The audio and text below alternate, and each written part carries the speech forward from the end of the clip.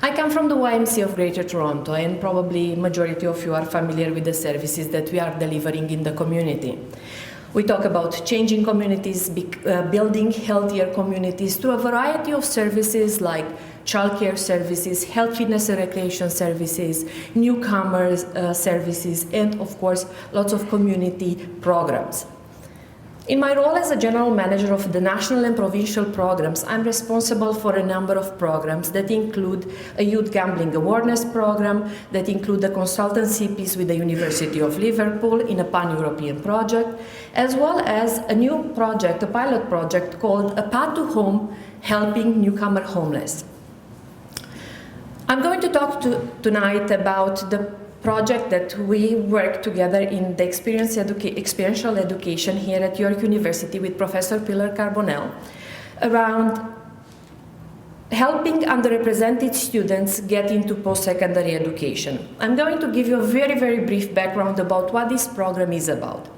The program called You Can Go has been initiated about 5 years ago with the idea that lots of underrepresented students do not go to post-secondary education. Post-secondary education is defined broadly: universities, community colleges, trades and apprenticeships, vocational institutions, and underrepresented students as being First Nations or being immigrants to Canada or first-generation students. The reason why we started this project 5 years ago was that looking at the research and the statistics around who's going into post-secondary education, it's very clear that about 4 out of 10 people do not go to post-secondary education in Canada, while 2/3 of the jobs that are coming on the market are requiring a form or another of post-secondary education. So that tells you the story. So 5 years ago we said, well, these are the people that come to our YMCAs. These are the people that come into our basketball courts. These are the people that come and use our employment services. How are we going to help them to have a better journey in their life?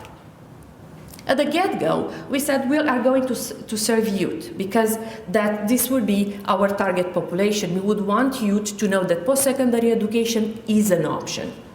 It's awareness. But we've realized very quickly that it's not enough to provide information to youth. There are lots of adults in search of the same information. Talking to people here, and you probably are very familiar with this topic, it's not an easy path to come to university. It's not an easy path to come to a community college. And you need to know the information in order to access what's out there. That started very well in 12 cities across Canada. What happened in about half a year was that we've had a huge demand for services, and we've realized that what we actually do is actually a scratch on the surface.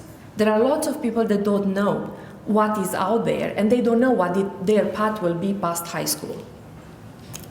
One of the challenges with this project was the fact that we offer this type of services, workshop setting, information session setting, at the YMCA. So it's if you want to come, you come. If you don't want to come, you don't come. Or if you want to come to the workshop, you are free to leave whenever you want.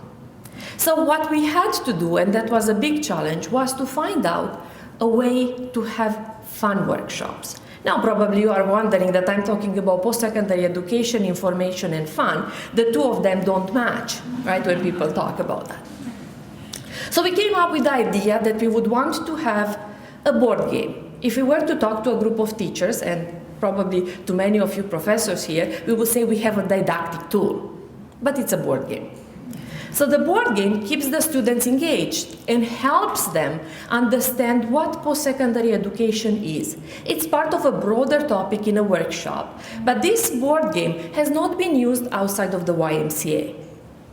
When the whole idea around experiential education came, it was what would be the topic that could be used in an applied marketing class in order to make sure that this board game, or the didactic tool, call it as you wish, is used in the broader community. Because this is a tool that we know is necessary and could work really, really well for underrepresented students.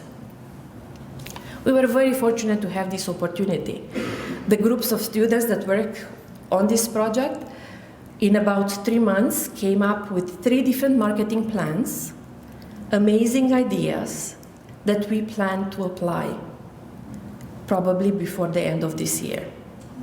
So that's a really, really great outcome. So out-of-the-box idea, creative idea, an extremely stretched budget. Probably when Professor Carbonell saw the budget the first time, probably she said, really, that's not a budget. But that's how we work in the nonprofit sector. We stretch every dollar. So the end result is great. So we are really happy to have these 3 marketing plans that we are going to use in the work that we are doing to bring this didactic tool or the board game to the broader community. I'm going to end this by saying that we always talk about the power of one, and that one could change a lot. Imagine how much we can do in this type of partnerships when we are two. Thank you very much.